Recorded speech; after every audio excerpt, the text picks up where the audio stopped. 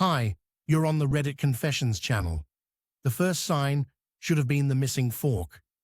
Yeah, I know sounds stupid, but I swear, in that small, silent moment at dinner, something cracked. She made pasta. 3 forks in the drawer, like always, but only 2 on the table. Hers and mine, not his. That's when I knew he wasn't just a rumor anymore. He'd been there probably the night before, maybe longer. I didn't ask. What's the point? She would have lied like she always did. Smiling too wide, brushing my cheek, saying I work too much and imagine too many things. But I wasn't imagining the cologne that wasn't mine, the damp towel that wasn't mine, the wine glass in the dishwasher with lipstick she never wore. I played along, nodding, chewing, acting like I didn't feel like throwing up with every bite. That's what a man does when he's clinging to the last thread of denial. I should have left then, should have walked out with whatever dignity I had left. But I didn't, because Brenna wasn't just my wife. She was my only person, or at least she used to be. The moment came 2 nights later. She thought I was asleep. I wasn't. I hadn't been, not really, in weeks. She was on the phone in the kitchen, soft voice, but I could hear every word. No, I'm not with him. I just haven't left yet. Then a pause, a giggle. Why rush? He still pays for everything. I didn't move. I didn't breathe. And then the rail kicker came. Another voice, loudspeaker, her friend Harper. That voice had always rubbed me wrong. Hurry up, girl. I'll take him if you won't. And just like that, it wasn't rage I felt. It wasn't heartbreak. It was clarity. I walked into the kitchen slowly, quietly. She turned mid-sentence, eyes wide like a raccoon caught in the trash. I looked at Harper's smiling face on the screen, then at Brenna, and I said, "Let's go." No yelling, no questions, just 2 words. And Harper, she blinked, then burst out laughing. "You serious?" I nodded. Brenna opened her mouth, but nothing came out. And Harper, she said, "I'll be there in 10. That was the beginning of the end. Or maybe the beginning of something much worse. By the time Harper pulled up outside, I was already standing in the driveway with my overnight bag. No plan, no destination. Just a duffel with 2 shirts, a charger, and whatever pride I could gather in 10 minutes. Brenna hadn't moved from the kitchen. She stood there, mouth open, hands gripping the edge of the sink, like it could anchor her to whatever illusion she'd built. When Harper stepped out of the car, her heels clicked like gunshots across the pavement. That woman didn't hesitate for a second. She gave me a look, like she'd just won a bet. No hug, no words, just a nod and an unlocked passenger door. I slid in, like it was the most natural thing in the world. Even though my heart was pounding loud enough to drown out my thoughts, Brenna came out after us barefoot, her voice shaking, but her face composed like she was still performing for an invisible audience. "You're not really going with her," she said, almost laughing, like I was the punchline of a joke she hadn't finished telling. "Dorian, don't be dramatic. You're just mad because I said something stupid." Harper leaned across me and said through the window, "No, sweetie, he's mad because you meant it." And then she drove.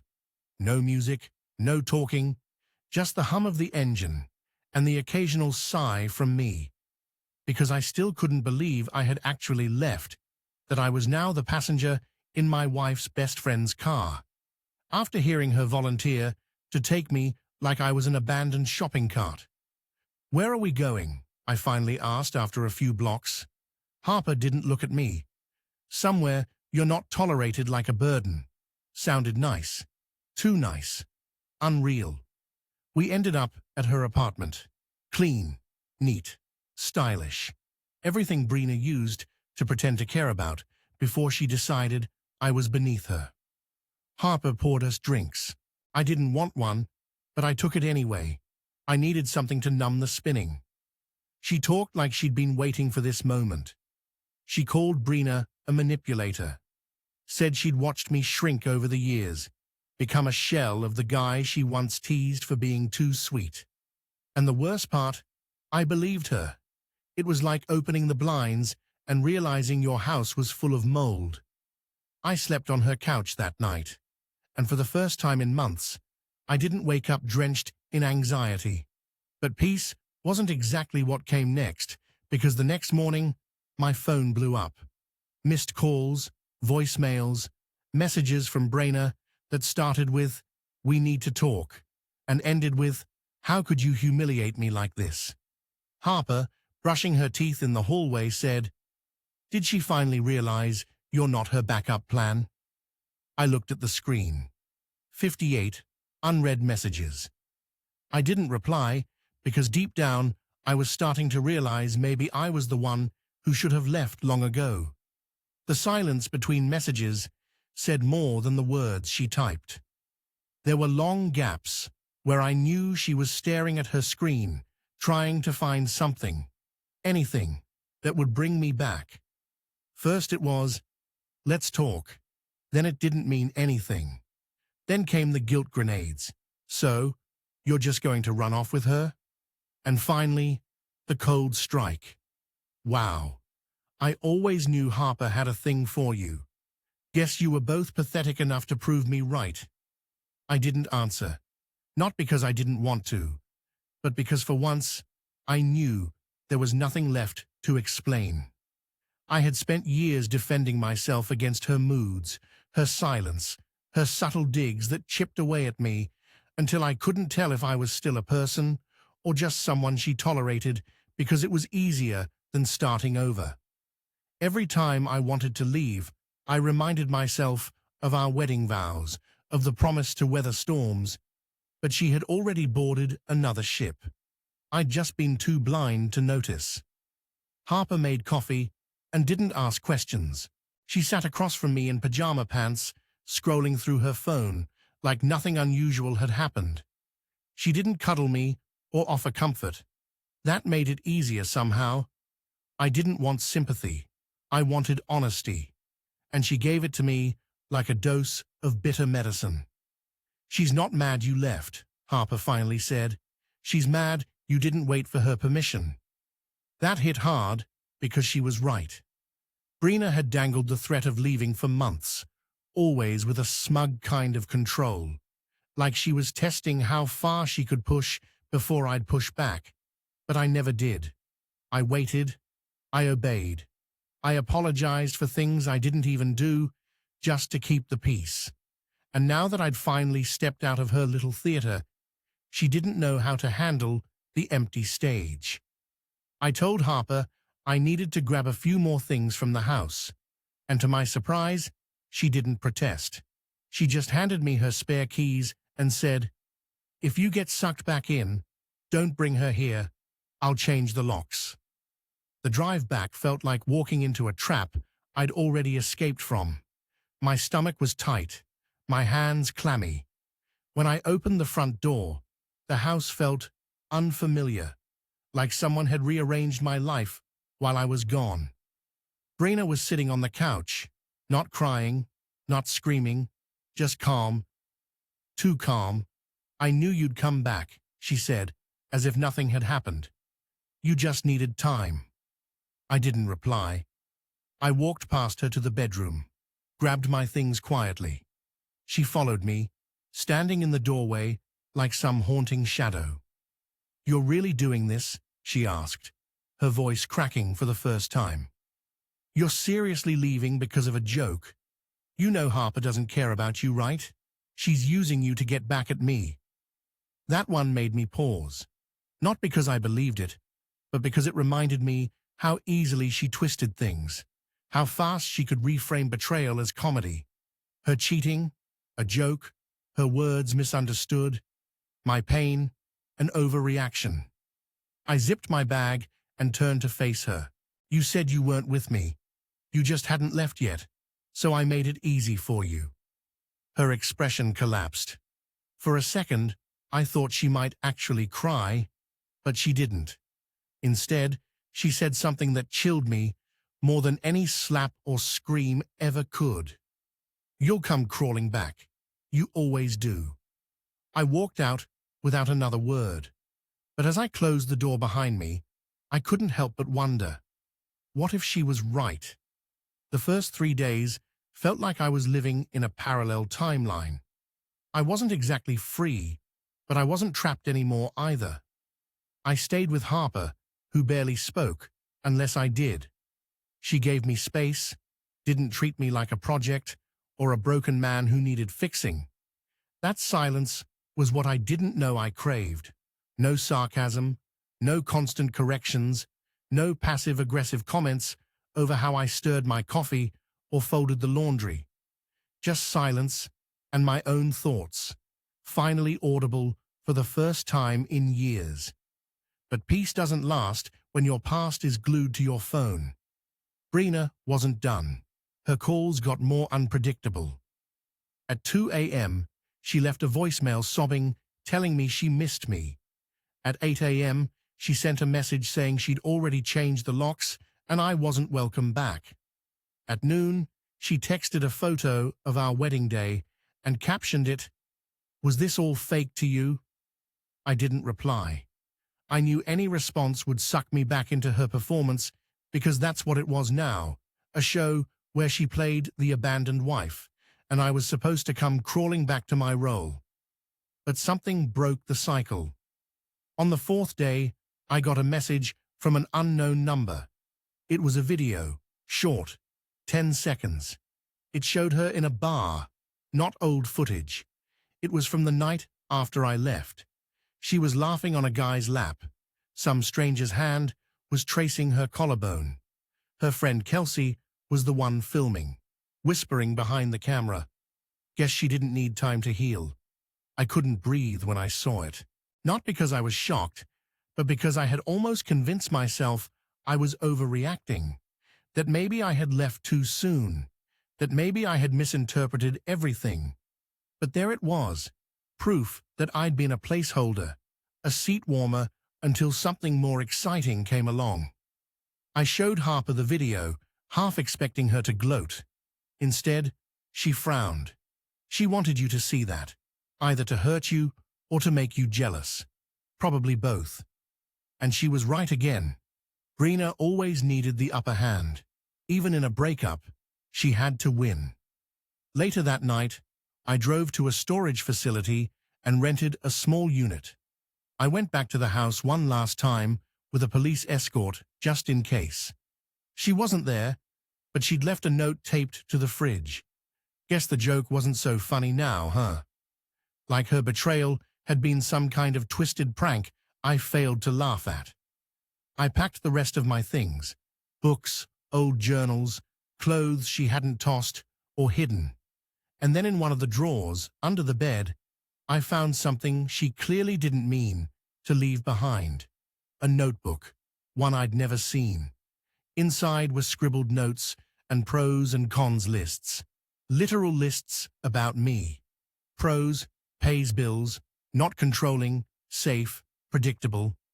Cons, boring, emotionally weak, not ambitious. Doesn't make me feel excited anymore. I read it 3 times before the words really hit. That's how she saw me. That's what I'd been boiled down to. A checklist of tolerable traits and disappointments. A man measured by how interesting he was to her, not by who he really was. And for the first time since this whole thing began, I didn't feel sad. I felt insulted, like I'd spent years auditioning for a role I never even wanted, just so she wouldn't leave. But she already had. I didn't go back to Harper's that night. I drove for hours. No destination, no plan. Just me and the road, and the echo of that damn list in my head. Boring, emotionally weak, predictable. It spun on repeat, like some cruel chant. I kept thinking, how long had she felt that way? Was she already seeing him when we went to that awful couples retreat last fall?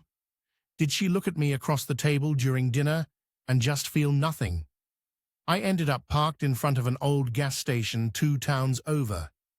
I sat there for a long time, watching the clerk sweep the floor and flip the open sign to closed. That's when I realized I had no idea who I was without her. My life had become so tied to proving I was enough for Brenna that I never built anything of my own. I didn't even know what I liked anymore. I hadn't made a real decision without asking her first in years. My phone buzzed again. It was a message from Harper. "Are you okay?" Simple. And for some reason, it hit harder than all of Brina's desperate guilt-tripping. I didn't answer. I didn't want to be someone else's project, even hers. I just needed to feel like a man again. Not even a strong man, just a whole one. The next morning, I finally returned to Harper's. She didn't ask questions. She handed me coffee, slid over a breakfast sandwich, and sat in silence. I was halfway through eating when she finally said, "You know what your real problem is? You never asked yourself what you want. You've always been reacting to Brina. Even now, you're still playing by her rules." It stung because it was true. Every part of my life had been shaped around not upsetting Brina. My hobbies, ones she found acceptable. My job, one that gave her weekends free. My friends slowly discarded if she didn't approve. Even my clothes were things she picked out. And now that she was gone, or rather that I was gone, I didn't even know what parts of me were actually mine. Later that day, Harper invited me to join her at her friend's small backyard gathering. Nothing fancy, just a few people, some drinks, and light music. I hesitated, but she insisted. "You need to be around people who don't treat you like a task." She said, "Just exist for a while." It was awkward at first. I felt like an outsider looking in, like everyone else had lives, and I was just some wreckage that washed up in Harper's passenger seat. But after a while, I found myself laughing at some dumb story someone told about mistaking laundry detergent for coffee creamer. It was dumb, and it was real. Nobody there knew me as Brina's husband. I was just Dorian. And for the first time in forever, that was enough. But just as I started to breathe again, reality clawed its way back. Harper got a text. She turned pale, handed me her phone without a word. It was a group message.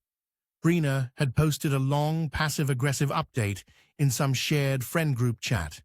It was full of half-truths and veiled jabs. How I had left her for her best friend. How I couldn't handle a strong woman. And how some men only feel powerful when they're being warped. The worst part, people were responding with hearts with, "You deserve better" with. I always thought he was a little spineless. That crushed me more than I expected. Not just the lies, but the way people accepted them so easily. Like all those years, I smiled through dinner parties, fixed their laptops, helped them move, meant nothing. I looked at Harper and whispered, "Am I really that pathetic?" She didn't laugh, didn't soften it. She just said, "Only if you go back." And I knew she was right. That night, I stared at the ceiling in Harper's guest room, unable to sleep. Every time I closed my eyes, I saw those group chat messages again. Mocking, dismissive, rewritten, like I'd been some sort of controlling tyrant instead of the man who tiptoed around his own home to keep the peace. It felt like my entire identity was being disassembled in real time, reshaped into a villain I didn't even recognize. And the worst part, no one questioned it. Not one friend, not one voice saying, "That doesn't sound like Dorian." I wondered how long she'd been preparing that version of the story, how many private complaints she'd whispered to our mutual friends over brunch or girls' nights. She must have been laying the groundwork for months, maybe years, and I had no idea because I trusted her to protect my name like I had protected hers, silently, always. By morning, something shifted in me. I was tired of letting her script the narrative, tired of being the quiet casualty in a story I never agreed to. I opened my laptop, created a new social media account with no mutual friends, no baggage, and for the first time in my life, I wrote. Not a rant, not a revenge post, just the truth. My truth. What I heard that night in the kitchen, what she said, what her friend said, what I did after. No names, no drama, just facts laid bare like broken glass on tile. I didn't expect much. Maybe a few strangers would read it, maybe no one would. But it was mine, unfiltered, unedited. For once, it wasn't about being polite. It was about being honest. The post went viral within hours. I watched as thousands of people shared, commented, and messaged. Some called it sad, others called it empowering. But what caught me most off guard were the dozens, no, hundreds of messages from men saying, "This is me. I lived this. I never told anyone." And just like that, I realized I wasn't alone. But I also realized something darker. A message came in from a burner account. No name, no profile picture, just 5 words. "You think you're safe now." I froze. I hadn't mentioned Brayna's name.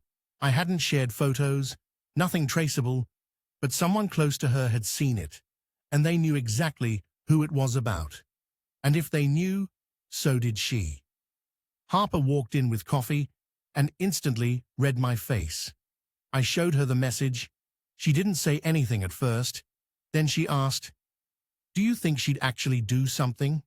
I mean, more than just smear your name?" I didn't know. That was the scary part. I had lived so long in the shadow of her disapproval that I never imagined her as truly dangerous, manipulative, yes, cruel with words, absolutely, but threatening. I couldn't tell any more, because this wasn't the same woman I married. Or maybe it was, and I was just finally seeing her without the filters. Later that afternoon, Harper left for work, and I stayed behind, scrolling through replies to my post. Somewhere in the noise, I found one that stopped me cold. It was from an account named Rachel. Doesn't he forget? All it said was, "If you think Harper's your savior, ask her what happened in Cabo 3 years ago." Cabo, that trip Brayna had taken with her friends, the one she insisted I skip because it was just the girls. Harper had gone. Rachel had gone. I hadn't thought about it in years, but now it crawled back like something sour. You tried to swallow and couldn't. I clicked the profile, empty. No posts, no followers, just that one comment. I sat there, phone in my hand, heart in my throat, suddenly unsure again. Because now, it wasn't just about Brayna. It was about whether the person who helped me escape had been part of the trap all along. I must have stared at that message for half an hour before I moved. Ask her what happened in Cabo 3 years ago. 7 words that kicked the floor out from under me. Couldn't shake it. The timing, the delivery, the fact that whoever sent it didn't even try to sugarcoat the implication. It wasn't just a vague warning. It was surgical, deliberate, like someone had waited for this exact moment to strike. The funny thing is, I remembered that trip, not because anything dramatic happened then, at least not to me, but because of how weird things were after. Brayna had come back with a slight sunburn and a suddenly icy distance in bed. Harper, meanwhile, sent me a souvenir t-shirt with the words "single for the weekend" printed in hot pink. I'd laughed at the time, thought it was some cheeky bachelorette joke. Now, it felt like a confession I never caught. I told myself not to jump to conclusions, but let's be honest, my gut had been warning me for years, and I'd ignored it. I started wondering if Harper wasn't a rescuer, but a replacement. Maybe she'd inserted herself into my life, not out of kindness, but out of guilt, or worse, strategy. When she came home that evening, I was sitting in her living room with the lights off, the TV on mute, and my phone still gripped in my hand. She didn't even get her shoes off before she noticed my face. "What happened?" she asked cautiously, like she already knew something was off. I didn't shout, didn't accuse. I just held up the phone and read the message out loud. Then I added quietly, "Is there something I should know?" She didn't answer immediately. She leaned against the wall and folded her arms, chewing on the inside of her cheek, like she was biting back something bitter. When she finally spoke, her voice was tired. Too tired for someone with nothing to hide. "Cabo wasn't what Brainer told you it was," she said. "It wasn't just a girl's trip." I waited. "There were guys," she continued. "Some locals, some tourists. It wasn't organized or anything. Just messy, drunken nights. Brainer cheated on you. I didn't tell you because I thought it would crush you back then. You were already shrinking." "And did you cheat with anyone?" I interrupted. My voice came out calm, but the tightness in my chest was unbearable. Harper looked me dead in the eyes and didn't blink. "Yes," she said. I felt the wind get knocked out of me.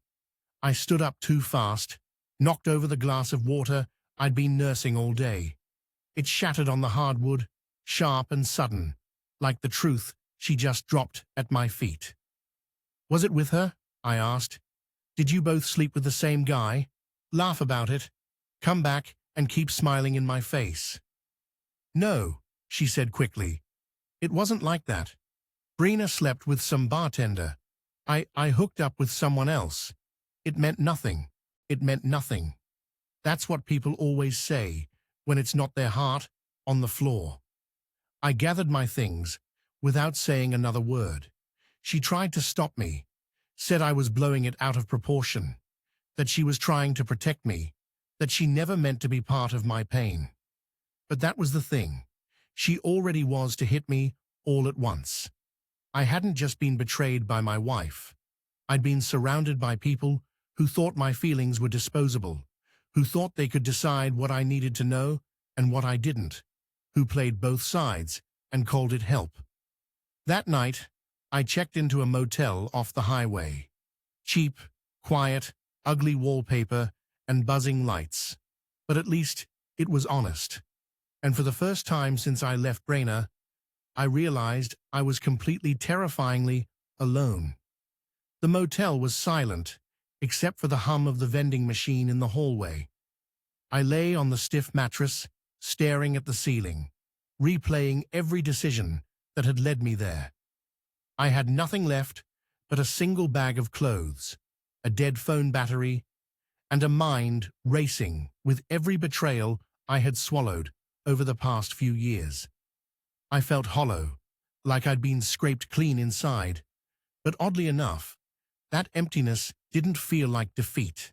It felt like space to rebuild. The next morning, I checked out and drove aimlessly until I found a small lakeside park I hadn't been to since college. I sat there for hours just watching the water.